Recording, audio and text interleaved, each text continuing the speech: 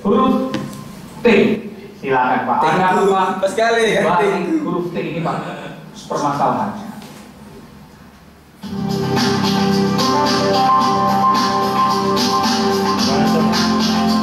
Pada tanggal 17 Juni 2011 lalu di Bandung, Kementerian menyepakati pembangunan kota baru di 9 provinsi di Indonesia.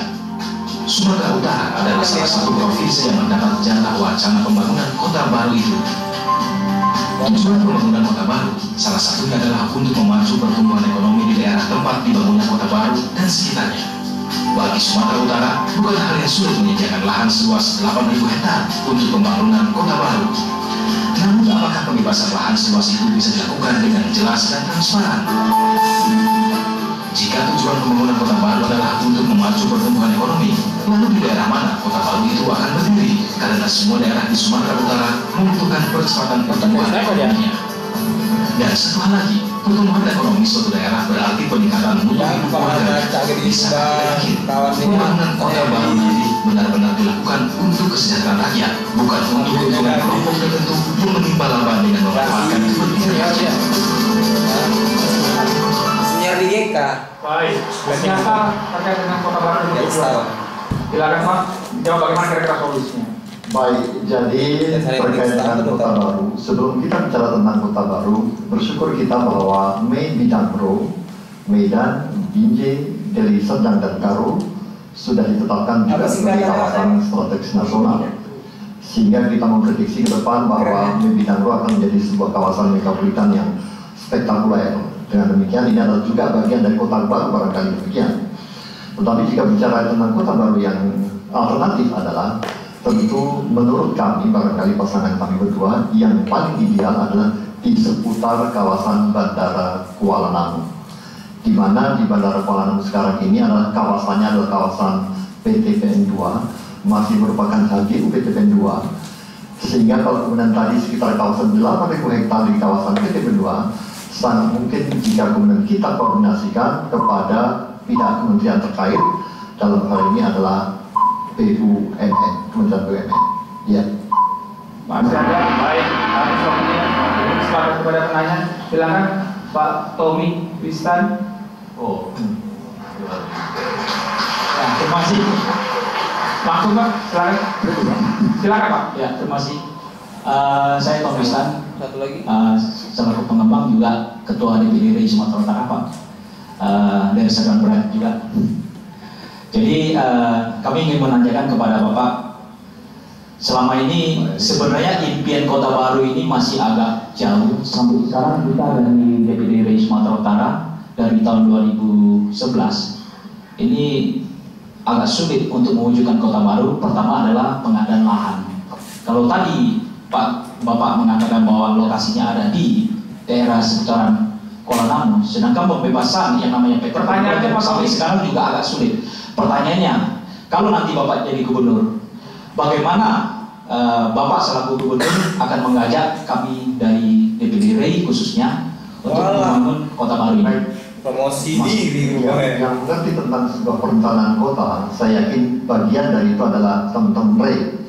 Sehingga kalau kami tadi menawarkan di kawasan sekitar Bandara Kuala Namu, barangkali nanti integrated dengan pelabuhan Belawan. Jadi nanti Belawan dengan kemudian Kuala Namu menjadi satu kawasan yang integrated. Tetapi yang mungkin jika terkait dengan pembebasan lahan, yang sangat mungkin barangkali menurut kami adalah memang HGU yang sekarang dimiliki oleh PTPN 2. Sehingga proses pembebasannya akan lebih mudah karena ini bisa dikatakan G2G antara pemerintah provinsi dengan kemudian dalam hal ini adalah Kementerian BUMN.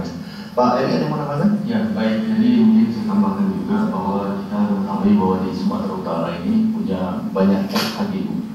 Nah oleh karena itu ini tentu suatu peluang yang sangat baik khususnya untuk RI dan teman-teman Kadin, bagaimana bisa mengembangkan daerah-daerah yang sudah tidak lagi di dalam HGU yang sekarang sedang kita tunggu saja pengaturan. Kalau seandainya HGU sekarang proses PTPN juga agak sulit. Kira-kira alternatif mana lagi menjadi pilihan lokasi kota baru tersebut? Tadi kami menyampaikan bahwa baik, cukup waktunya habis Pak. Baik sekali.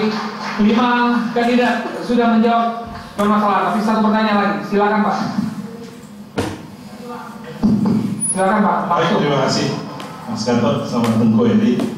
bicara pertumbuhan, apakah kota baru, kemudian Bidangro, pasti perlu modal, perlu dana yang besar.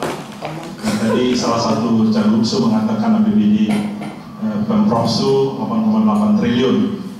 Bagi kami pengusaha Pak, dunia usaha that's okay, kami anggap itu equity. Boleh langsung ke pertanyaannya Pak? Iya Pak. Sekarang ini Pak, kalau kita bandingkan GDP dengan 8,8 triliun itu Pak, sangat jauh bedanya Pak. Disitulah sebenarnya peran kami disampaikan oleh ketua kami sebenarnya Pak. Pengusaha itu decisive dalam mendukung pertumbuhan ekonomi. Bisa jawab Pak ya? Apa yang bisa Bapak tawarkan kepada kami dunia usaha, dan bagaimana Bapak bisa meyakinkan players Regius One ini mau datang ke kantor Bapak buat Bapak panggil untuk menawarkan. Baik, terima kasih Bapak. Terima kasih Pak. Baik, barangkali salah satu kata kunci dalam paradigma tata kelola pemerintah ke depan adalah adanya sinergi antara pemerintah di satu sisi, dunia usaha di sisi lainnya, dan juga civil society di sisi yang lainnya lagi. Dengan demikian bahwa kita memang menyadari bahwa MP3 ini juga adalah salah satu filosofinya, karena pemerintah tidak mampu. Itulah yang kemudian menarik dunia usaha.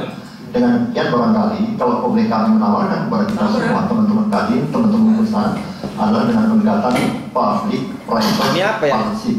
Artinya kerjasama yang sinergi antara pemerintah dengan dunia usaha, bagaimana membangun sebuah kawasan yang kita katakan tadi integrated antara Pelabuhan Belawan sama kemudian Bandar Kuala Namu, nanti menjadi sebuah kawasan semacam Ancolnya kan ada Ancolnya Sumatera Utara yang akan terlibat. Intinya tetapi adalah bagaimana kemudian peran serta dunia usaha akan kita perankan dengan public private partnership.